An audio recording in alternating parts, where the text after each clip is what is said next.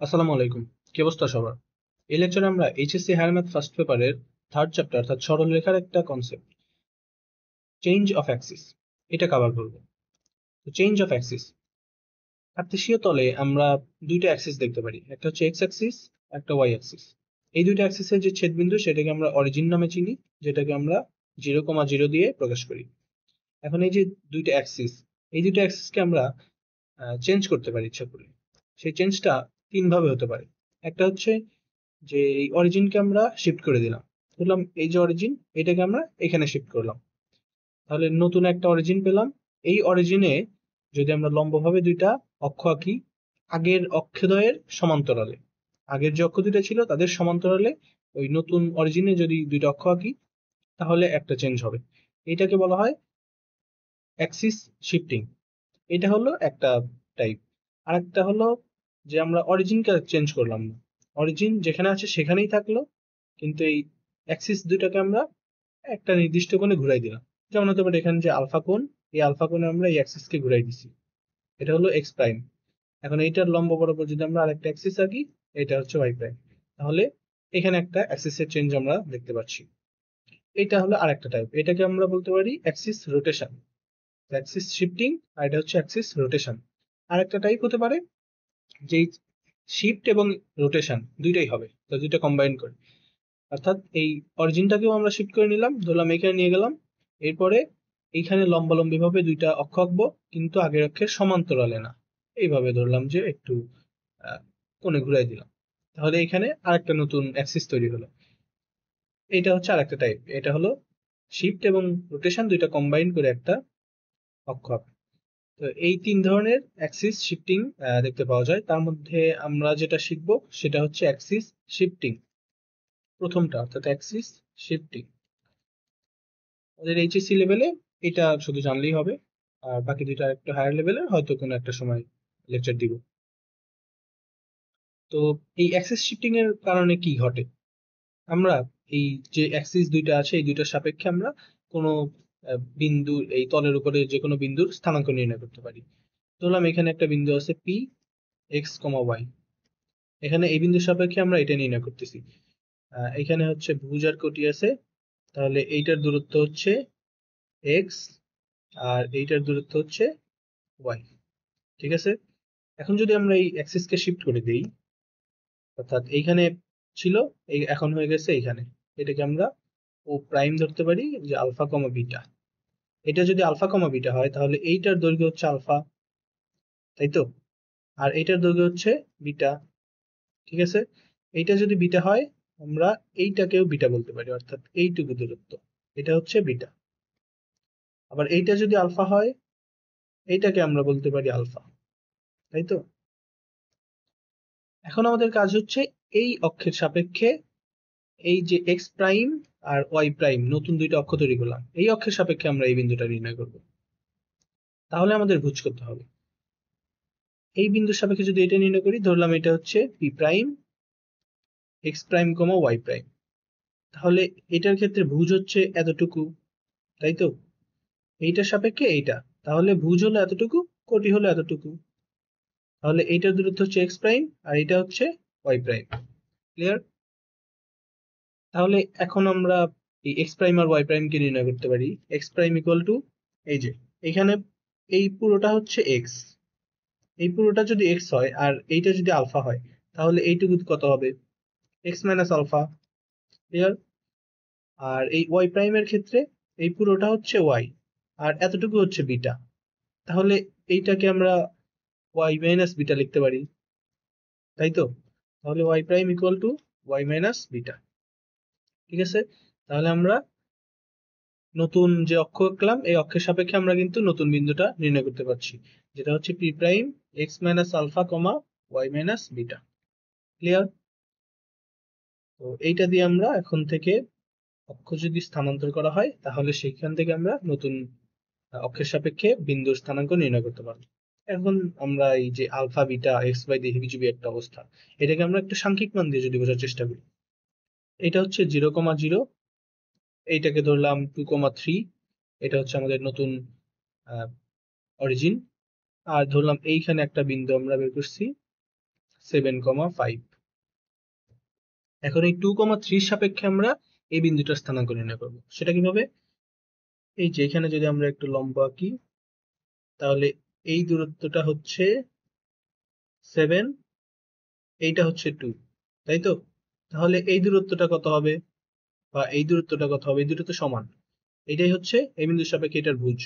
তাহলে এই দূরত্বটা হবে 5 - 2 = 5, সরি 7 - 2 = 5, ঠিক আছে? আর এই দূরত্বটা তাহলে কত হবে? এই পুরোটা যদি হয় 5 আর এইটুকু যদি হয় 3, তাহলে এই এতটুকুর দূরত্ব হবে 5 - 3 = 2, তাই তো? তাহলে আমরা আমাদের নতুন বিন্দু পাচ্ছি p প্রাইম = 5,2। ক্লিয়ার? আচ্ছা, আমরা আরেকটা উদাহরণ দিতে পারি। এখানে ধরলাম একটা বিন্দু অরিজিন, এটা হলো x অ্যাক্সিস, এটা হচ্ছে y অ্যাক্সিস, 0,0। ধরলাম এখানে একটা বিন্দু আছে হচ্ছে 4, -2।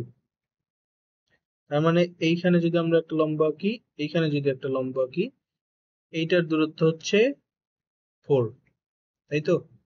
আর এইটার দূরত্ব হচ্ছে 2। ক্লিয়ার? এখন যদি আমরা এই অক্ষটাকে শিফট করে নিয়ে যাই, এইখানে আমাদের ছিল, ধরলাম এইখানে আমাদের নতুন অরিজিন আসছে, এটা ধরলাম -2,2, ঠিক আছে? তাহলে এখন এইটার সাপেক্ষে যদি আমরা এই বিন্দুটা নির্ণয় করতে চাই, তাহলে আমাদের ভুজ কত হবে? তাহলে আমাদের ভুজ পাবো, এইখানে যদি লম্ব আঁকি, এই পুরোটুকুটা হচ্ছে ভুজ, তাই তো? আর এইটুকু হচ্ছে কোটি। ক্লিয়ার? এখন এইটুকু হচ্ছে আমরা 4, আমরা দেখছি এখানে। আর এইটা যদি 2, -2 হয়, তাহলে এইটুকুর দূরত্ব কি 2 হবে না? তার মানে এইটুকুর দূরত্ব 2, তাহলে এই পুরোটুকুর দূরত্ব হবে 4 + 2 = 6। ক্লিয়ার? আবার আসি, এখন কোটির ক্ষেত্রে দেখি। এই পুরোটার দৈর্ঘ্য আমাদের নির্ণয় করতে হবে। এইখানে তো আমরা বের করছি এইটা 2, আর এইটা যদি 2,2 হয়, তাহলে এইটার দূরত্ব 2, তার মানে এইটুকুর দূরত্ব 2, তাহলে এই পুরোটার দৈর্ঘ্য হচ্ছে 2 + 2 = 4। এখন 2 + 2 এটা 4, কিন্তু এটা কিন্তু এইটা হলো অ্যাক্সিস, এইটার থেকে নিচের দিকে আসছে, তার মানে কোটিটা হবে -4। ক্লিয়ার? তার মানে আমাদের পি প্রাইমটা হয়ে যাবে, ভুজ হচ্ছে 6, কোটি হচ্ছে নিচের দিকে 4 একক আসছে, তার মানে -4। ক্লিয়ার? তার মানে এই পি থেকে পি ড্যাশে আসতে আমাদের 2 প্লাস করতে হয়েছে, আর কোটিতে -2 করতে হয়েছে। এখন এই +2 কে আমরা কিভাবে লিখতে পারি? -2 লিখতে পারি। তার মানে আমাদের পি প্রাইমের এই যে এক্স প্রাইম = আমরা দেখছিলাম x - আলফা, এখানে আলফা হচ্ছে -2 আর x হচ্ছে 4, মানে 4 - -2 = 6। এভাবেই হচ্ছে x এর নতুন পি ড্যাশের নতুন ভুজ আসছে 6। আবার y প্রাইমের ক্ষেত্রে যদি দেখি, y - বিটা, এখানে বিটা হচ্ছে এই যে 2, আর y হচ্ছে এই যে -2, তার মানে -2 - 2 = মানে হচ্ছে -4। তার মানে হচ্ছে আমাদের নতুন বিন্দুটা হচ্ছে পি প্রাইম 6, -4। ক্লিয়ার? হোপফুলি বোঝা গেছে। তো এখন আমরা এই বিন্দুটাকে একটু, এখন আমরা আর কয়েকটা একটু প্র্যাকটিস করে দিতে পারি। ধরলাম আমাদের 0,0 থেকে আমাদের মূল বিন্দুকে 2, -1 এই বিন্দুতে স্থানান্তর করা হয়েছে। এখন আমাদের এই বিন্দুর সাপেক্ষে যদি আমরা কোনো বিন্দু নির্ণয় করতে চাই, ধরলাম -4, -6। এখন 2, -1 এর সাপেক্ষে এই বিন্দুর স্থানাঙ্কটা কত হবে? আমরা দেখছি x a প্রাইম = এই x, এটা হচ্ছে x, এটা হচ্ছে আলফা, তাহলে x - আলফা করলে -4 - 2, আর এটা হচ্ছে y, -6 হচ্ছে y, -1 হচ্ছে বিটা, তার মানে -y - বিটা, তাই তো? তার মানে এটা হচ্ছে -6, এটা হয়ে যাবে +1, মানে -5। ক্লিয়ার? চার একটা আমরা করে দেখতে পারি। ধরলাম 2,6, তাহলে বি প্রাইম হবে, x হচ্ছে 2, y 2 হচ্ছে, এখানে 2 হচ্ছে আলফা, তাহলে x - আলফা, আর এটা হচ্ছে y, y - বিটা, মানে -1 হচ্ছে বিটা, তাহলে 0, +1 হয়ে যাবে 7। বুঝা গেছে? এই তো, এইভাবে আমরা অ্যাক্সিস চেঞ্জ করার পরে কোনো বিন্দুর স্থানাঙ্ক নির্ণয় করতে পারি। এখন আমরা এই রিলেটেড কয়েকটা প্রবলেম সলভ করতে পারি। অক্ষদ্বয়ের দিক অপরিবর্তিত রেখে মূল বিন্দুকে 2, -4 বিন্দুতে স্থানান্তর করে এই সমীকরণটাকে প্রকাশ করতে হবে। অর্থাৎ অক্ষদ্বয়ের দিক আমাদেরকে অপরিবর্তিত রাখতে হবে, অর্থাৎ অক্ষদ্বয়কে সমান্তরালি রাখতে হবে। যেমন অর্থাৎ এখানে যদি এক্স অ্যাক্সিস আর ওয়াই অ্যাক্সিস হয়, এই দুটো অ্যাক্সিসকে আমরা সমান্তরালে রাখবো, শুধু এই 0,0 মূল বিন্দুটাকে আমরা 2, -4 নিয়ে যাবো। অর্থাৎ এটা যদি 2, -4 হয়, 2, -4, 2, -4, এখন এইখানে যদি আমরা অক্ষ আঁকি এই সমান্তরালে, এইটা হবে এক্স প্রাইম, এইটা হবে ওয়াই প্রাইম। এখন এই অক্ষের সাপেক্ষে আমরা এই সমীকরণটাকে প্রকাশ করব। তাহলে কি দাঁড়াবে? আমরা আগেই ফর্মুলাটা শিখছি, X prime equal to x minus alpha. এখানে আলফা হচ্ছে এই 2, তার মানে এক্স মাইনাস 2 হবে। এখন আর ওয়াই প্রাইম ইকুয়াল টু হচ্ছে ওয়াই মাইনাস বিটা, আর এই বিটা হচ্ছে এখানে -4, তার মানে ওয়াই মাইনাস -4 ইকুয়াল টু +4। এখন আমাদের কাজ হচ্ছে এই সমীকরণে যে এই এক্স আছে, এই এক্স এর জায়গায় আমরা এই এক্স এর ভ্যালু বসাবো, আর যে ওয়াই আছে এই ওয়াই এর জায়গায় ওয়াই এর ভ্যালু বসাই দিব। তাহলে আমরা যে এক্স প্রাইম ওয়াই প্রাইম সম্বলিত যে রাশিটা পাবো, সেটাই হচ্ছে আমাদের ওই সমীকরণটা। তাহলে এখান থেকে আমরা এক্স বের করতে পারি, X equal to X prime plus 2, Y equal to লিখতে পারি ওয়াই প্রাইম -4। এখন এই দুটা ভ্যালু আমরা এখানে বসাই দিব। তো এখানে দেওয়া আছে এক্স স্কোয়ার, এক্স স্কোয়ারের জায়গায় আমরা কি লিখবো? X prime plus 2 whole square plus Y square, Y স্কোয়ারের জায়গায় আমরা কি লিখবো? Y prime -4 whole square minus 12, X এর জায়গায় X prime plus 2 plus 6, Y এর জায়গায় Y prime -4 plus 34 equal to 0। এখানে আমরা যদি সূত্র ফেলি, X prime square plus 2 X prime plus 4 plus Y prime square -8 Y prime plus 16 minus 12x prime minus 24 minus 6y prime minus 24 plus 34 equal to 0. তো এখানে লিখতে পারি x prime square plus y square মানে minus 10 x prime minus 8 y prime minus 6, that means minus 14 y prime, এখানে আছে 4, 20 minus 4 30 plus 30 equal to 0। তো এইটাই হলো আমাদের অক্ষদ্বয় এর দিক অপরিবর্তিত রেখে মূল বিন্দুকে এই বিন্দুতে স্থানান্তর করলে আমাদের পরিবর্তিত যে সমীকরণ হবে সেটা হবে এইটা। ক্লিয়ার? এখন দেখি, আচ্ছা এই প্রশ্নটা আরেকটু অন্যরকম। এখানে একটা সমীকরণ দেওয়া আছে, এই সমীকরণের মূল বিন্দুকে কোথায় স্থানান্তর করলে ওয়াই সম্মিলিত পদ এবং ধ্রুব পদ থাকবে না, অর্থাৎ এদের সহগ শূন্য হবে। এই প্রশ্নটা আগেরটার ঠিক উল্টা। এখানে আমরা হচ্ছে বিন্দুটা ছিল, আমাদের পরিবর্তিত সমীকরণটা বের করতে হয়েছে, আর এইখানে হচ্ছে আগের সমীকরণটা দেওয়া আছে আর ওই বিন্দুটা বের করতে হবে যে বিন্দুটাতে ওয়াই এর সম্বলিত পদ আর ধ্রুবক পদ থাকবে না। অর্থাৎ এখানে আমাদের মূল বিন্দুটাকে আমরা ধরতে পারি আলফা কমা বিটা, এটা আমরা ধরে নিতে পারি। কারণ আলফা কমা বিটা ধরে যদি আমরা পরিবর্তিত সমীকরণটা লিখি, তাহলে সেই সমীকরণে যে ওয়াই এর সহগ থাকবে আর ধ্রুবক পদ থাকবে সেইটাকে আমরা 0 ধরলেই দুইটা সমীকরণ পাবো, সেখান থেকে আমরা আলফা বিটা বের করে ফেলতে পারবো। বোঝা গেছে? আচ্ছা এটা আমরা একটু করার চেষ্টা করি, দেখি। ফর্মুলা জানি X prime equal to x minus alpha, এখান থেকে আমরা এক্স এর ভ্যালু জানি X prime plus alpha equal to X prime plus alpha. একইভাবে ওয়াই ইকুয়াল টু আমরা লিখতে পারবো ওয়াই প্রাইম প্লাস বিটা। ঠিক আছে, এখন আমরা এইখানে এই ভ্যালুগুলো বসাই দিব। ওয়াই এর জায়গায় আমরা কি লিখবো?